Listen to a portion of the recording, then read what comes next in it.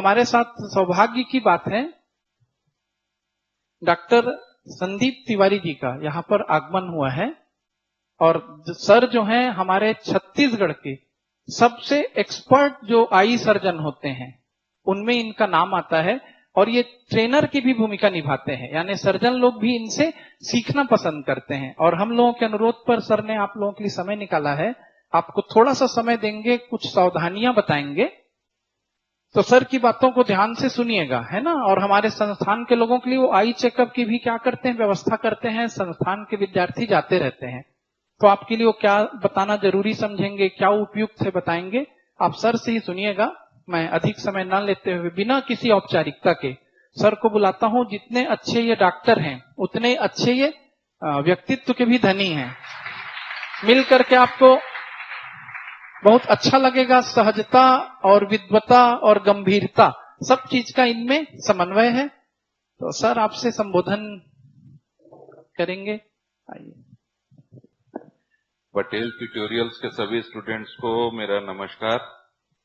और सर के साथ आप लोगों के बीच पटेल ट्यूटोरियल्स में आकर के ये सब पहन करके मैं एकदम हाईटेक फील करने लगता हूं। और इस बार तो देख रहा हूं एक टच स्क्रीन भी है, जो क्या है, हम लोग डॉक्टर लोग जो है ना टेक्नोलॉजी में बहुत वीक होते हैं, बहुत कमजोर होते हैं। और इवन मतलब हमारे सामने कोई कंप्यूटर अच्छे से चलाता हुआ बंदा दिख जाता है ना, तो हम लोग खुद उसको ऐसा जादूगरी कर रहा है ऐसा देखने लगते हैं। तो सबसे पहले पूरे पटेल ट्यूटोरियल्स के सभी टीचर्स का बहुत बहुत धन्यवाद, स्पेशली रविंद्र सर का बहुत बहुत धन्यवाद। आप जैसे युवाओं के बीच आने का हम लोगों को ये मौका देते रहते हैं, और आप लोगों की एनर्जी को फील कर, सर के कम उम्र के दिखने का तो राज यही है, मेरे को लगता है कि आप युवाओं के साथ समय बिताते हैं। और हम लोग क्या है कि हमारे पेशेंट भी सब बुजुर्ग रहते हैं और सब बीमार रहते हैं, बेचारे दुखी रहते हैं। तो बीच बीच में आप लोगों के बीच और भी सर बीच बीच में बुलाते रहिएगा इनका एनर्जी ड्रेन करने के लिए।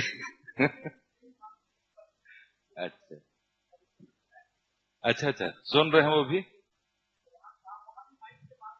अच्छा, तो और भी हॉल में जितने बच्चे बैठे हैं उनको भी मेरा नमस्कार और उज्जवल भविष्य की कामनाएं करते हैं। सभी लोग मेहनत लगाते हैं, घर से आते हैं, सभी मिडिल क्लास फैमिली को बहुत सारे बच्चे बिलोंग करते हैं।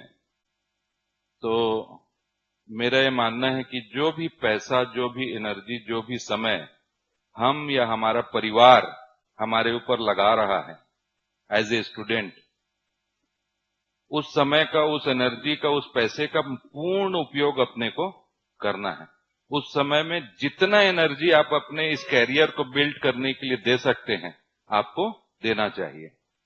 तभी आपके जो साथ लोग लगे हुए हैं, आपके साथ जो एनर्जी, सर लोगों का जो एनर्जी है, इसके अलावा आपकी फैमिली का जो इच्छाएं हैं, खुद आपकी जो इच्छा है, उसके साथ आपको न्याय करना चाहिए। तो मैं सभी को भविष्य की फिर से शुभकामनाएं देता हूं कि भविष्य में अच्छी अच्छी जगह पहुंचे। जब कोई जज बन जाए, कलेक्टर बन जाए, तो हम लोगों को पहचानते रहे। तो इन्हीं सब बातों के साथ, जैसा कि भूमिका में सर ने कहा कि ड्राई आई या आंखों की देखभाल एक बहुत ही महत्वपूर्ण विषय है। लगातार आप लोग पढ़ रहे होंगे, मेरे ख्याल से एग्जाम में अभी थोड़ा समय है, थोड़े दिन बाद एग्जाम होगा। जैसे जैसे समय आएगा एग्जाम का, आप लोगों का पढ़ने का ड्यूरेशन बढ़ता जाएगा। कंप्यूटर में आज के समय में स्क्रीन में लगातार आपको पढ़ना पड़ेगा, और स्क्रीन से ही बहुत सारी चीजें, कंप्यूटर से ही बहुत सारे ज्ञान का आपको अर्जन होगा, ज्ञान मिलेगा। तो स्क्रीन को तो छोड़ नहीं सकते। स्क्रीन ही भविष्य में आपके लिए एक कैरियर में बहुत बड़ा एक रोल अदा करने वाला है। तो स्क्रीन के लिए, स्क्रीन के बिना आप लोग अपने लाइफ को इमेजिन नहीं कर सकते। तो लेकिन स्क्रीन में ज्यादा काम करने से कुछ समस्याएं भी है, कुछ आंख में खराबियां भी आती है, पूरे जीवन शैली में कुछ खराबी आती है। तो उससे बचने का या इसको ठीक करने का एक ही रास्ता हो सकता है कि हम कुछ प्रिकॉशन लें, उन कारणों को समझें कि क्यों हमारे आंख में खराबी आ सकती है एक्सेस स्क्रीन के कारण। तो सबसे महत्वपूर्ण उनमें से एक कारण है या एक तकलीफ है जिसको हम कंप्यूटर विजन सिंड्रोम कहते हैं, या जिसे हम ड्राई आई सिंड्रोम भी कहते हैं। ड्राई आई का मतलब जो आंख में जो हमारी तरलता रहती है, आंसू रहता है, उसकी मात्रा या तो कम हो जाती है या उसके क्वालिटी में परिवर्तन आ जाता है। तो इन सब चीजों को आज समझेंगे कि हम कैसे उन समस्याओं से बच सकते हैं। ठीक है, नेक्स्ट। ठीक है, तो ये ड्राई आई क्या होता है उसका डेफिनेशन है। इससे डेफिनेशन से अभी हम लोगों को मतलब नहीं, बहुत सारे डेफिनेशन परिभाषा भी आप लोग रट रहे हो, इसको मत रटो। मेनली अपने को ये समझना है कि जो आंख में आंसू रहता है, ये जो काली वाली पुतली है उसके ऊपर एक लेयर रहता है टीयर फिल्म का। ठीक है, इसमें से बायोलॉजी वाले स्टूडेंट होंगे, कुछ बायोलॉजी पढ़े होंगे। हाँ, तो कॉर्निया जो रहता है उसके सामने एक आंसू का लेयर रहता है, जो उस आंसू के लेयर में 3 भाग रहते हैं।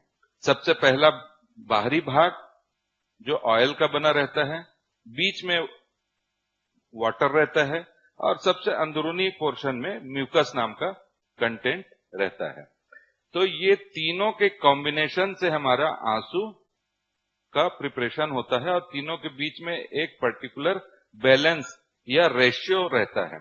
उस रेशियो को नेचर हमारे आंख में हमेशा मेंटेन करके रखता है। जब कभी भी इस रेशियो में डिस्टरबेंस होता है, जब कभी भी ये रेशियो गड़बड़ाता है, तब हमारे आंख में समस्याएं आती है। बहुत सारे कारण हो सकते हैं इस रेशियो को गड़बड़ाने का, जिसको अभी अपन धीरे से समझेंगे।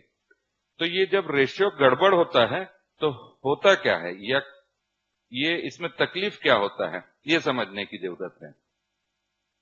तो ये रेशियो के गड़बड़ाने के कुछ कारण हो सकते हैं, जैसा कि सब लोगों को दिख रहा होगा कि अगर हम ज्यादा देर रीडिंग करते हैं, खासकर डिजिटल माध्यम में रीडिंग करते हैं, स्क्रीन में अगर ज्यादा देर हम देखते हैं, या ऐसे एनवायरनमेंट में रहते हैं जहां पर कि ड्राई वेदर हो, लगातार अगर आप एसी में रह रहे हैं, एसी भी पूरे एटमॉस्फेयर में ह्यूमिडिटी को कम करता है और एरिया को ड्राई करता है। या कुछ ऐसे एरिया में लोग रह रहे हैं, जैसे राजस्थान वाले एरिया में हैं अगर लोग, तो वहां ह्यूमिडिटी कम रहती है, ड्राईनेस ज्यादा रहता है एयर में, तो उनको भी ये ड्राई आई का सिम्टम हो सकता है। कॉन्टेक्ट लेंस, कुछ लोग यहाँ कॉन्टेक्ट लेंस पहनते हैं क्या, कॉस्मेटिक पर्पज से या ऐसे भी?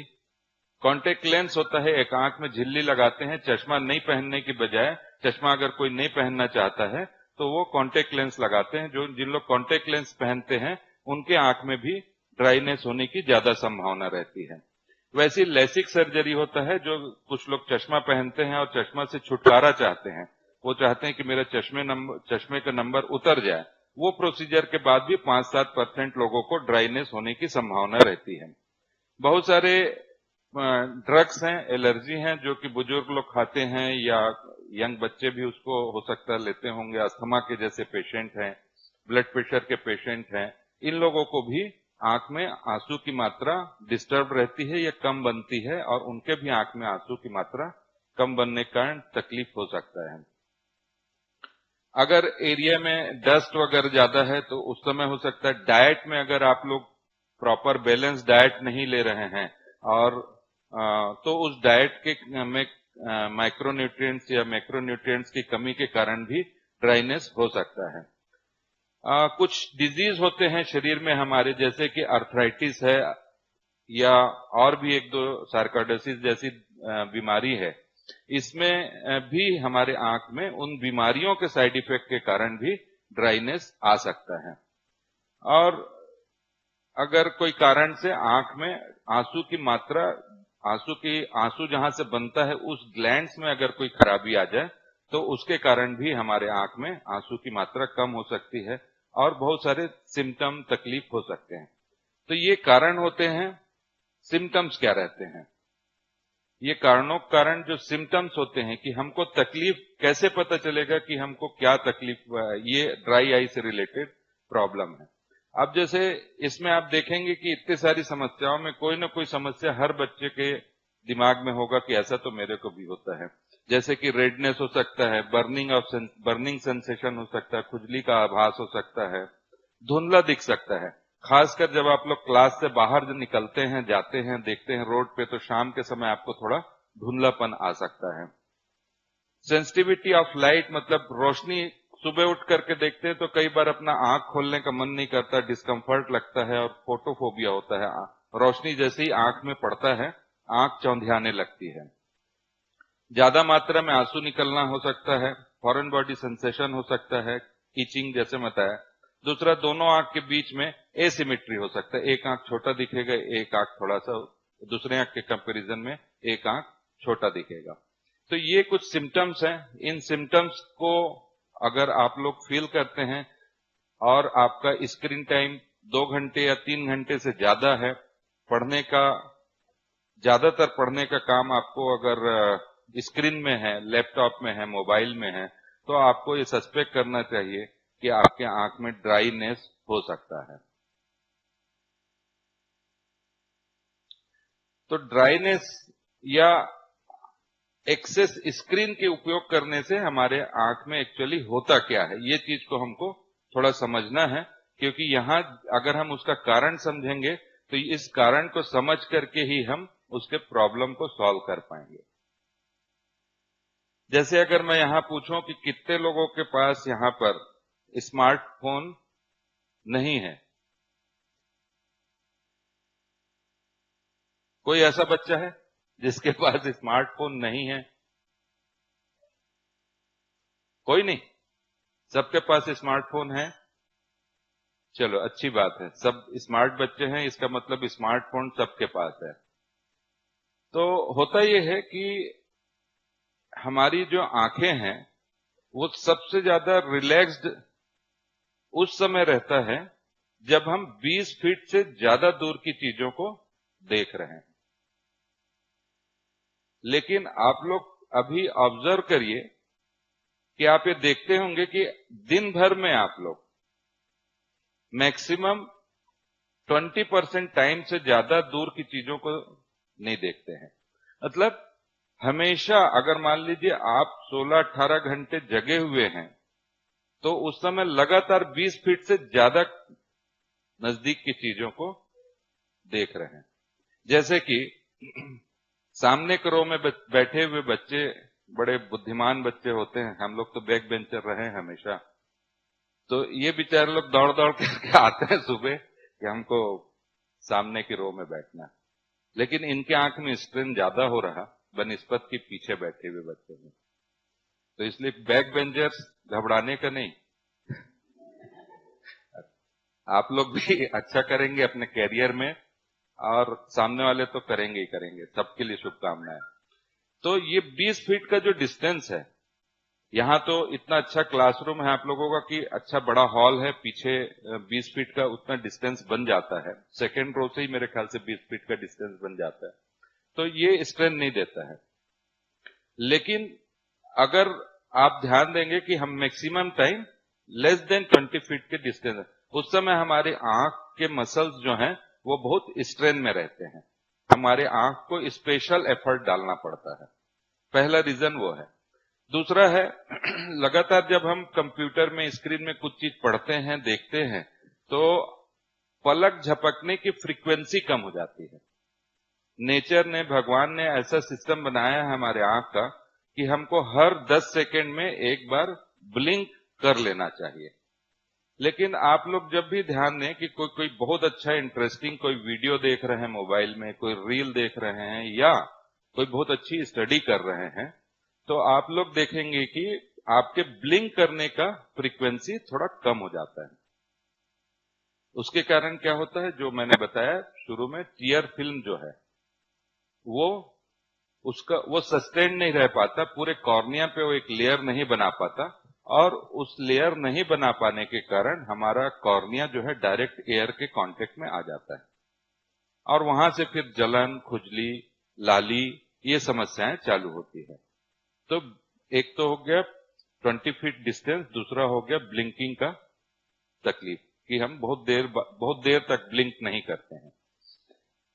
तीसरी चीज है जो कि बहुत बहुत महत्वपूर्ण है, खासकर आपके जनरेशन के लिए, इसको आप लोगों को बहुत ध्यान से सुनना चाहिए, वो है सर्केडियन रिदम। कितने लोग ऐसे हैं जो कि बायोलॉजिकल क्लॉक या सर्केडियन रिदम शब्द से परिचित हैं? क्या होता है बताइए थोड़ा आप।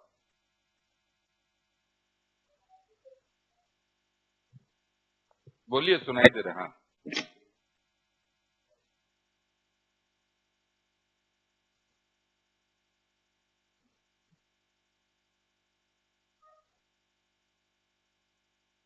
जो बॉडी होती है यस, वो जो टाइमिंग जो होता है, जो 24 घंटे का जो टाइमिंग होता है दिन और रात में, हमारी बॉडी अपने आप को ट्यून अप करती है नेचर के हिसाब से। वेरी तो उसी को बोलते हैं अपन लोग जो सर्काडियन रिदम।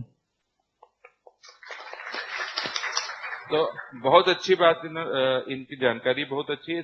जब हमारे बॉडी में एक सिस्टम नेचर ने ऐसा बना करके रखा है कि वो प्रकृति के सामंजस्य में हमारा बॉडी रहता है, कब सोना है, कब जगना है, कब भूख लगनी है, कब प्यास लगनी है, ये नेचर के साथ हमारा बॉडी चलते रहता है। ये जो प्रक्रिया है इसको बायोलॉजिकल क्लॉक कहते हैं। आपको अगर अंधेरे कमरे में रख भी दिया जाए 24 घंटे के लिए, तो अगर आपकी आदत है कि 11 बजे रात को मेरे को सोना है, सुबह 5 बजे 4 बजे उठना है, तो आपके पास घड़ी अगर नहीं भी रहेगा, सूरज का रोशनी का आपके पास सूरज या रोशनी आपके आसपास नहीं दिखेगी, रोशनी नहीं रहेगी, उसके बावजूद आपको 11 बजे के आसपास नींद आने लगेगा, और 4 बजे 5 बजे 6 बजे जैसा भी आपको नींद से उठने का आदत है उसके समय आप जगने लगेंगे, बिना दिन या रात के एक्सपोजर के बिना। तो ये जो पूरी प्रक्रिया जो हमारे बॉडी में चलते रहती है, ये भूख लगने का ही है। जैसे आप लोगों को अगर 2 बजे खाना खाने का आदत बन जाता है, तो हर रोज आपको 2 बजे के आसपास भूख लगनी चालू होगी। ये जो बॉडी का रिदम है समय और प्रकृति के साथ या आपके दिनचर्या के साथ, इसको ही हम बायोलॉजिकल क्लॉक या सर्केडियन रिदम बोलते हैं। ये हमारे शरीर में बहुत सारे हार्मोन्स के द्वारा निर्धारित किया जाता है या गवर्न किया जाता है या संचालित किया जाता है। उसमें एक बहुत नींद को लाने और नींद से जगने की प्रक्रिया में एक बहुत इंपॉर्टेंट हार्मोन्स है जिसको मेलाटोनिन कहते हैं, जिसको हम मेलाटोनिन कहते हैं। ये जब हमारे ब्रेन में कम मात्रा में निकलता है तो हमारे को ऐसा लगता है कि हमें जगा रहना है। जब भी हम जागृत अवस्था में रहते हैं तो मेलाटोनिन का सिक्रीशन कम हो जाता है। ये होता ऐसे है कि जब आंख में रोशनी पड़ती है तो रोशनी आंख के थ्रू ब्रेन को मैसेज भेजता है कि भैया अभी रोशनी है, इसका मतलब दिन का समय है और हमको जगे रहना है, आपको जगे रहना। तो मेलाटोनिन का सिक्रीशन कम हो जाता है। ये रोशनी आंख में, जब तक आप आंख में रोशनी डालते रहोगे, आपका ब्रेन ये मानता रहेगा कि दिन का समय है, हमको जगे रहना है। तो होगा क्या, रात को जब आप मोबाइल खेल रहे हो या पढ़ रहे हो, केवल खेल नहीं रहे हो, पढ़ भी रहे हो, तो पढ़ते हुए अगर आप मोबाइल में स्क्रीन टाइम में ज्यादा समय बिता रहे हैं तो आपके ब्रेन को ये लगता रहेगा कि दिन का समय है, बहुत जगे रहो जगे रहो जगे रहो, जागते रहो। और अंत में होता यह है कि आपका पूरा दिनचर्या सर्केडियन रिदम वो डिस्टर्ब होने लगता है। मुख्य रूप से ये जो हमारे व्हाइट लाइट होती है, इसमें जो ब्लू कलर का जो वेवलेंथ रहता है, ब्लू लाइट जिसको कहते हैं, उसके एक्सपोजर के कारण होता है। तो हमारी स्क्रीन के ज्यादा उपयोग करने का जो मुख्य 3 समस्या है, पहला डिस्टेंस का, दूसरा ब्लिंकिंग का, और तीसरा हमारे एक्सेस ब्लू लाइट के एक्सपोजर का। अगर हम ये 3 चीजों को मैनेज कर लें तो बिना डॉक्टर संदीप तिवारी के पास आए आपका ट्रीटमेंट हो जाना है। इसलिए इन 3 चीज को आपको ध्यान में रखने की जरूरत है।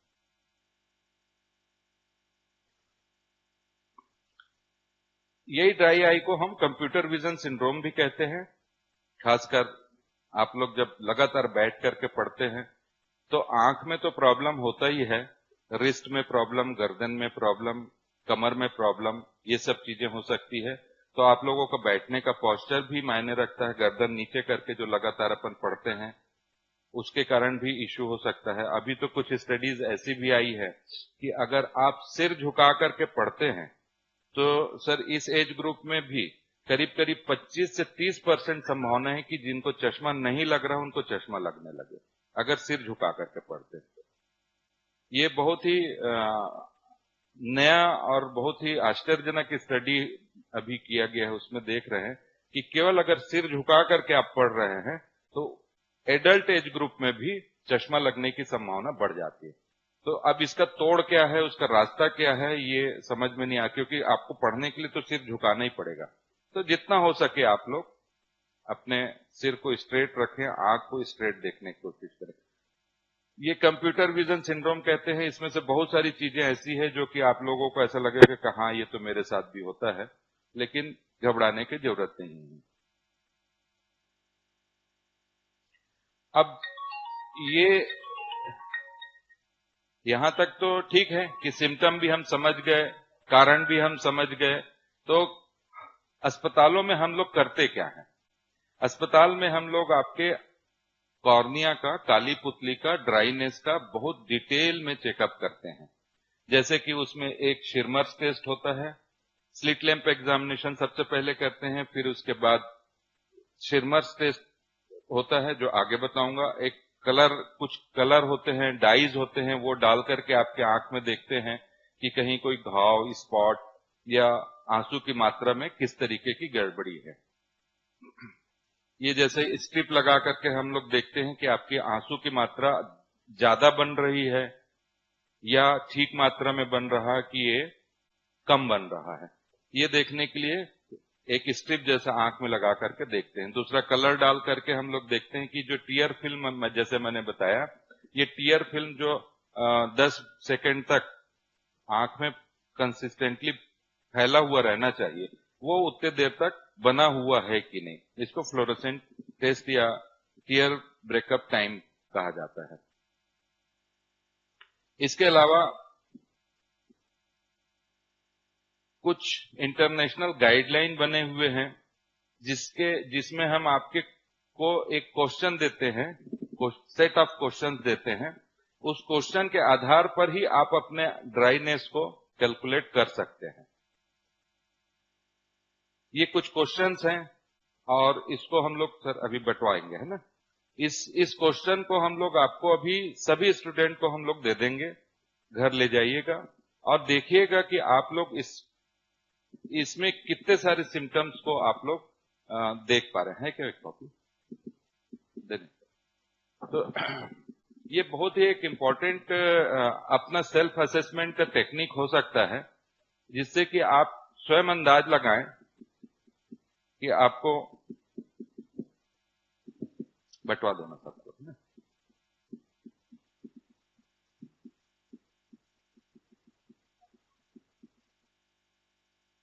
जैसे इसमें लाइट के लिए कितना सेंसिटिव, आप खुद कितना स्कोर करते हैं उसको, है ना। आई ग्रिटी गड़ने जैसा कितना आपको अभी रुकवा दें बाद में। तो इस तरीके से आपको ये कुछ क्वेश्चंस हैं, इसको कैसे कैलकुलेट करना है ये पूरा इसमें दिया हुआ है। और उसके बाद लास्ट पेज में भी आपको ये दिख जाएगा कि आप माइल्ड, मॉडरेट या सीवियर कैटेगरी में, किस कैटेगरी में आप ड्राइनेस के आते हैं। तो ये एक एक कॉपी आप लोग ले लीजिएगा और इसको जब भी आपको फुर्सत लगे आप लोगों को पढ़ना है, देखना है, इसको भरना है। क्योंकि ड्राइनेस,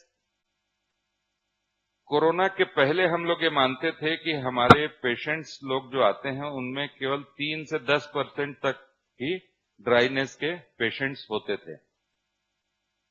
लेकिन अभी इन दिनों जो देखते हैं वो 80% करीब करीब हमारे पेशेंट जो हैं ड्राइनेस के, इतना ज्यादा ड्राइनेस की का प्रॉब्लम बढ़ा है। तो आप लोगों को अपने आंख में एक प्रकार से ये इन्वेस्टमेंट का तरीका है। अभी आप अपने आंख का केयर करेंगे तो फ्यूचर में भी आप बहुत अच्छे से चीजों को कर पाएंगे।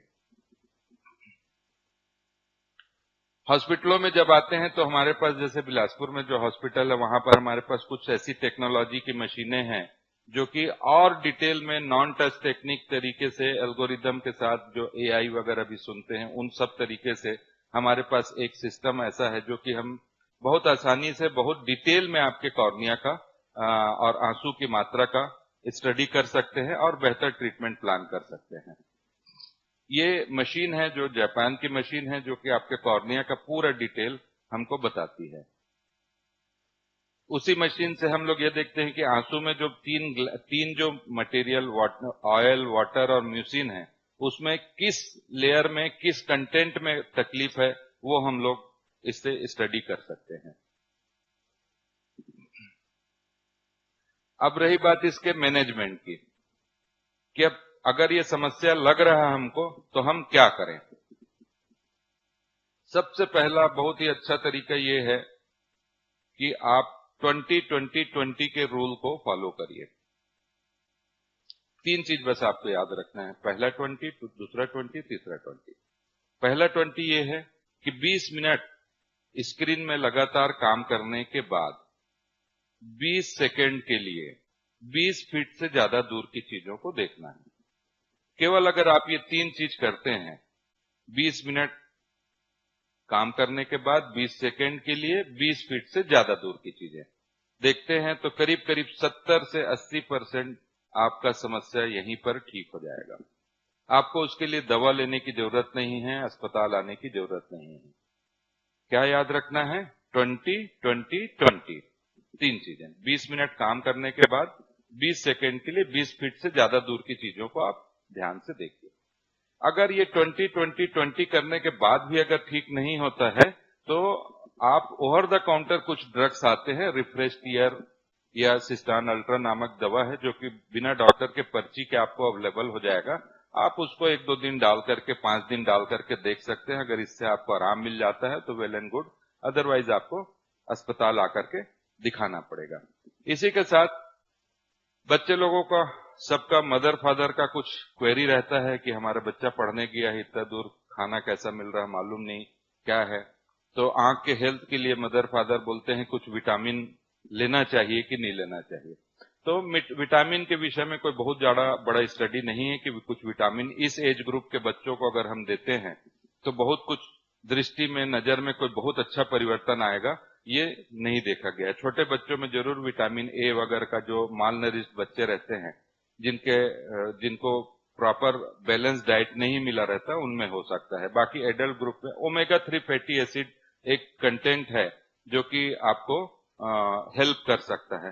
तो उसके लिए भी कैप्सूल वगैरह लेने की जरूरत नहीं है। रोज 1 चम्मच या 2 चम्मच आप अलसी खाने का आदत बनाएं।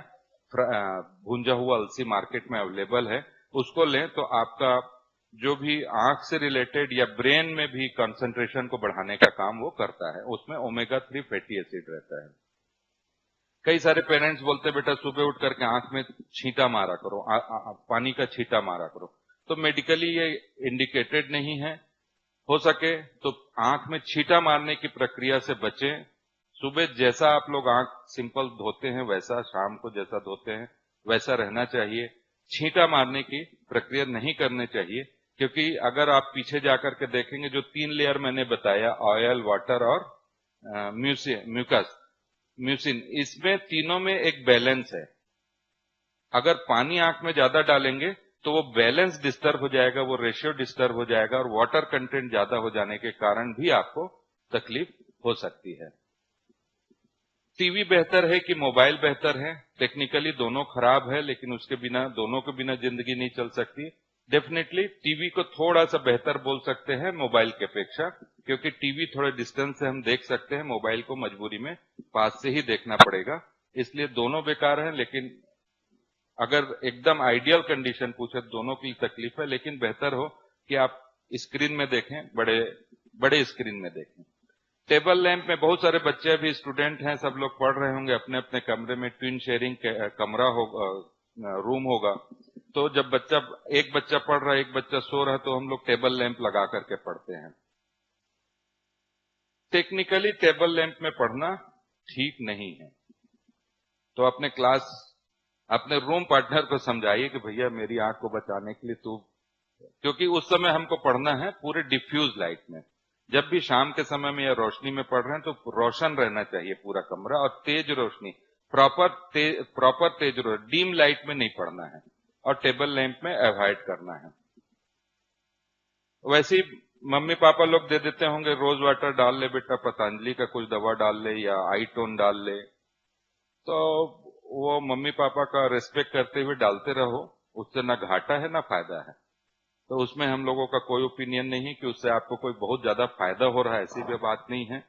लेकिन उससे चूंकि घाटा नहीं है कुछ, जैसे पानी के छींटे मारने से घाटा है, तो इसमें कोई घाटा नहीं है। तो ये आप अपने मन से जैसा चाहें, जैसा आपको लगे वैसा कर सकते हैं।